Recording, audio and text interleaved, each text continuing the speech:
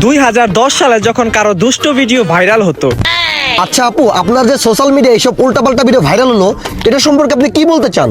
আসলে আমি খুব লজ্জিত আর আমি অনেক লজ্জা পাচ্ছি এটা কিছু বলতে। আসলে আমার যে এক্স ছিল না, সে আমার সাথে শত্রুতা আমি করে আমার ভিডিওটা সোশ্যাল মিডিয়াতে ভাইরাল করে দিছে।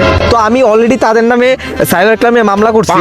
তো কি বলবো, আর আপনারা এটা কথা ভুলে যান, এই ভিডিওটা দেখা বাদ দিয়ে দেন। আমরা ভবিষ্যতের কথা চিন্তা করেন। আমি আপনাদের জন্য ভালো ভালো কিছু উপহার দিব। উল্টা পাল্টা ভিডিও আর পাবেন না। আচ্ছা আপু, কি উপহার দিবেন?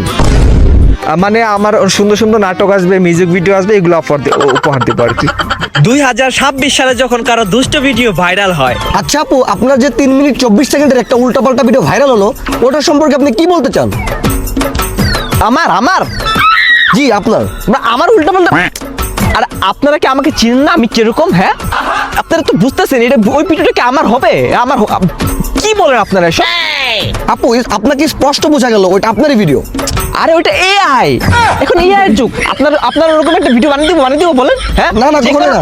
যে কারণে বানানো যাবে। এটা এআই ভাইয়া, ওইটা আমি না, সব এআই এর খেলা। স্কিপ, অন্য কোশ্চেন।